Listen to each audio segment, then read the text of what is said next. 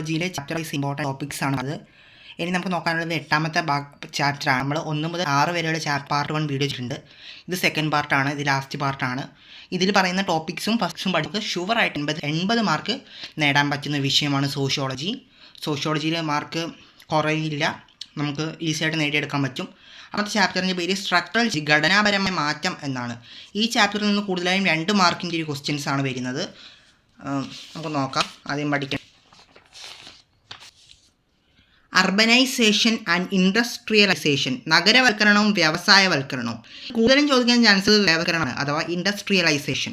2 മാർക്കും ചോദിക്കും എന്താണ് വ്യവസായവൽക്കരണം. വ്യവസായവൽക്കരണത്തെ ഡിഫൈൻ ചെയ്യാൻ ഒരു ക്വസ്റ്റ്യൻ ഉണ്ടാവും. പിന്നെ ഒരു 5 മാർക്കിൻ്റെ കൊളോണിയൽ എക്സ്പീരിയൻസ് ഓഫ് ഇന്ത്യ, വ്യവസായവൽക്കരണവും നഗരവൽക്കരണവും ഇന്ത്യയുടെ കൊളോണിയൽ അനുഭവം എന്ന് പറയുന്ന ഈ ഭാഗത്ത് നിന്ന് ഒരു 5 മാർക്കിൻ്റെ ഒരു ക്വസ്റ്റ്യൻ ജസ്റ്റ് നോക്കുക.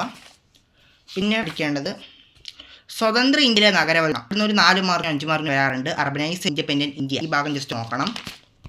ഇതൊക്കെയാണ് 8ാമത്തെ ചാപ്റ്ററിൽ നോക്കാനുള്ളത്. ഈ 9ാമത്തെ ചാപ്റ്റർ കൾച്ചറൽ ചേഞ്ച്, സാംസ്കാരിക മാറ്റം എന്നാണ്. ഇവിടെ നിന്ന് നല്ല കുറേ ക്വസ്റ്റ്യൻ വരുന്ന ചാപ്റ്ററാണ്. ഇവിടെ സംസ്കൃതൈസേഷൻ 6 മാർക്കിന് ചോദിക്കും. സംസ്കൃതവൽക്കരണത്തെ കുറിച്ച് വരാറുണ്ട് 6 മാർക്കിന്. ഇടയ്ക്ക് 8 മാർക്കിന് വരാൻ ചാൻസ് ഉള്ളതാണ് ഈ സംസ്കൃതവൽക്കരണത്തെ കുറിച്ചുള്ളത്. അപ്പോൾ സംസ്കൃതൈസേഷൻ, സംസ്കൃതവൽക്കരണം, അപ്പോൾ 2 മാർക്കിന് സംസ്കൃതവൽക്കരണം എന്താണെന്ന് ചോദിക്കും. 6 മാർക്കിന് അതിൻ്റെ വിമർശങ്ങൾ, ക്രിറ്റിസിസം കാര്യക്കാറുണ്ട്. അതൊക്കെ ഒന്ന് നോക്കുക. പിന്നെ 2 മാർക്കിന് വെസ്റ്റേണൈസേഷൻ, പാശ്ചാത്യവൽക്കരണം, 2 മാർക്കിന് ചോദിക്കും. പാശ്ചാത്യവൽക്കരണം എന്നാൽ എന്തെന്നൊരു ക്വസ്റ്റ്യൻ വരാറുള്ളതാണ് വെസ്റ്റേണൈസേഷൻ.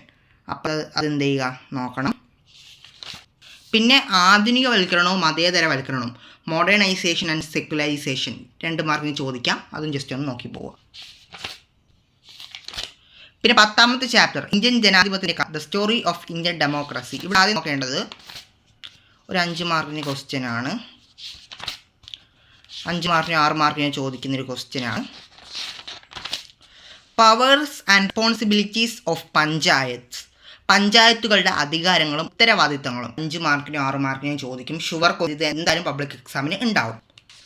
പിന്നെ വാൻ പഞ്ചായത്തുകൾ 2 മാർക്കിന് ചോദിക്കും. വാൻ പഞ്ചായത്തുകൾ എന്താണെന്ന് ചോദിക്കും.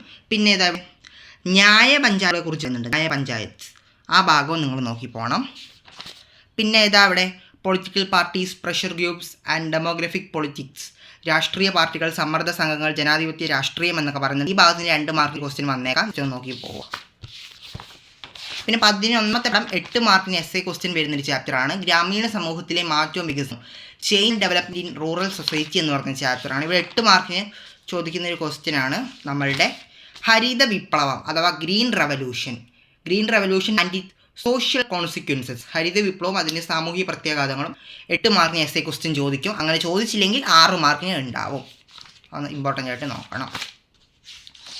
പിന്നെ ചോദിക്കുന്ന വേറൊരു ക്വസ്റ്റ്യനാണ്, അതാണ് ആ ചാപ്റ്ററിൽ നിന്ന് പഠിക്കാനുള്ളത്. 11ാമത്തെ ചാപ്റ്ററിൽ നിന്ന് ഹരിത വിപ്ലവത്തെക്കുറിച്ചുള്ള എസ് എ ക്വസ്റ്റ്യൻ മാത്രം ജസ്റ്റ് ഒന്ന് നോക്കുക. 12ാമത്തെ ചാപ്റ്റർ പേര് വ്യാവസായിക സമൂഹത്തിലെ മാറ്റവും വികസനവും എന്നുള്ളതാണ്.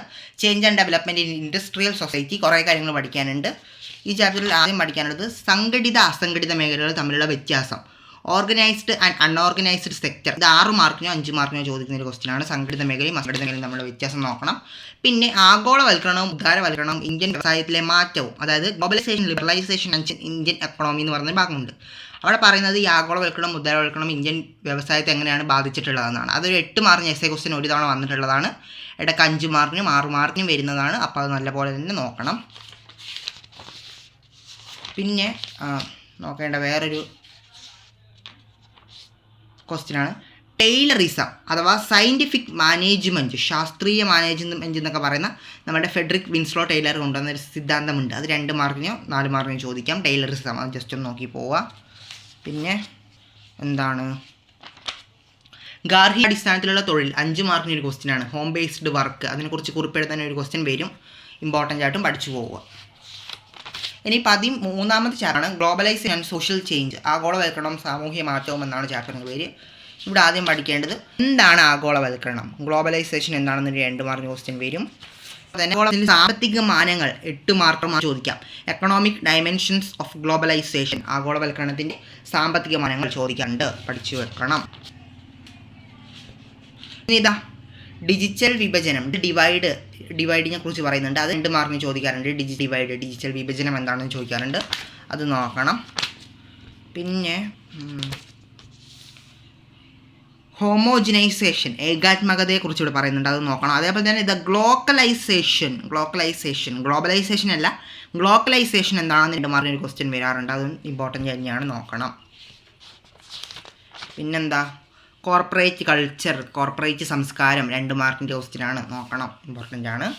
ഇനി 14ാമത്തെ chapter mass medias and communications എന്നാണ്, ബഹുജന മാധ്യമങ്ങളും വിനിമയങ്ങളും. ഇവിടെ ആദ്യം നോക്കേണ്ടത് എന്താണ് ബഹുജന മാധ്യമങ്ങൾ അല്ലെങ്കിൽ എന്താണ് മാസ് മീഡിയാസ് എന്നുള്ളത് നോക്കണം, അത് ചോദിക്കാറുള്ളതാണ്, അത് നോക്കണം, 2 മാർക്ക് ചോദിക്കും. പിന്നെ ഇവിടെ പറയുന്നത് അവിടെ തന്നെ മാസ് മീഡിയ ഇൻഡിപെൻഡൻറ്റ് ഇന്ത്യ, സ്വതന്ത്ര ഇന്ത്യയിലെ ബഹുജന മാധ്യമങ്ങളുടെ പങ്കിനെ കുറിച്ച് എക്സാമിന് ചോദിക്കാറുണ്ട്, 5 മാർക്കിനൊക്കെ, അത് അപ്പം നോക്കി പോകണം. പിന്നെ കുറേ ബഹുജന മാധ്യമങ്ങളെക്കുറിച്ച് പറയുന്നുണ്ട്, റേഡിയോയെക്കുറിച്ച് പറയുന്നത്, ടെലിവിഷൻ, പിന്നെന്താ പത്രം, അതൊക്കെ പറയുന്നുണ്ട്, അതൊക്കെ ജസ്റ്റ് എന്ത് ചെയ്യുക, നോക്കിയിട്ട് പോവുക. ഇനി 15ാമത്തെ ചാപ്റ്റർ സോഷ്യൽ മൂവ്മെൻറ്റ്സ്, സാമൂഹിക പ്രസ്ഥാനങ്ങൾ. ഇവിടെ ആദ്യം പഠിക്കേണ്ടത് എന്താണ് സോഷ്യൽ മൂവ്മെൻറ്റ്സ്, എന്താണ് സാമൂഹിക പ്രസ്ഥാനങ്ങൾ എന്ന് പഠിക്കണം. പിന്നെ അതേപോലെ തന്നെ സാമൂഹിക പ്രസ്ഥാനങ്ങളുടെ സവിശേഷതകൾ, ഫീച്ചേഴ്സ് ഓഫ് സോഷ്യൽ മൂവ്മെൻറ്റ്സ്, 5 മാർക്കിനോ 4 മാർക്കിനോ 2 മാർക്കിനോ ഒക്കെ ചോദിക്കാറുള്ളതാണ്, നോക്കണം. പിന്നെ അതേപോലെ തന്നെ ഒരു 6 മാർക്കിന് 8 മാർക്കിന് വരാൻ ചാൻസുള്ള ഒരു ക്വസ്റ്റ്യനാണ് തിയറീസ് ഓഫ് സോഷ്യൽ മൂവ്മെൻറ്റ്സ്, സാമൂഹ്യ പ്രസ്ഥാനങ്ങളെക്കുറിച്ചുള്ള സിദ്ധാന്തങ്ങൾ, ആ ഭാഗം നോക്കാം. പിന്നെ ഇതാ ടൈപ്സ് ഓഫ് സോഷ്യൽ മൂവ്മെൻറ്റ്സ്, അത് 6 മാർക്കിന് 8 മാർക്കിന് വരാറുള്ളതാണ്, പലതരത്തിലുള്ള സാമൂഹ്യ പ്രസ്ഥാനങ്ങൾ, ആ ഭാഗവും നോക്കി പോകണം. പിന്നെ ഇതാ നമ്മൾ കുറേ പ്രസ്ഥാനങ്ങളെക്കുറിച്ച് പറയുന്നുണ്ട്, അതിൽ തന്നെ ചിപ്കോ പ്രസ്ഥാനം ഇമ്പോർട്ടൻ്റ് ആണ്. പിന്നെന്താ വർഗാധിഷ്ഠിത പ്രസ്ഥാനങ്ങൾ, കർഷകങ്ങൾ, അതൊക്കെ ജസ്റ്റ് ഒന്ന് നോക്കി മതി, അതൊക്കെയാണ് ഈ ചാപ്റ്ററിലൊക്കെ പഠിക്കുന്നത്. പിന്നെ ജാർഖണ്ഡ് പ്രസ്ഥാനം ജസ്റ്റ് ഒന്ന് നോക്കിപ്പോൾ, ഇമ്പോർട്ടൻ്റ് തന്നെയാണ്. അപ്പോൾ ഇതൊക്കെയാണ് നമ്മുടെ 8 മുതൽ 15 വരെയുള്ള ചാപ്റ്റേഴ്സിലേക്ക് പഠിക്കേണ്ടത്. ഫസ്റ്റ് പാർട്ടിന് വീഡിയോ ചെയ്തിട്ടുണ്ട്. അപ്പോൾ വീഡിയോ ആദ്യമായിട്ടാണ് കാണുന്നതെങ്കിൽ ചാനൽ സബ്സ്ക്രൈബ് ചെയ്യാൻ ആരും മറക്കരുത്.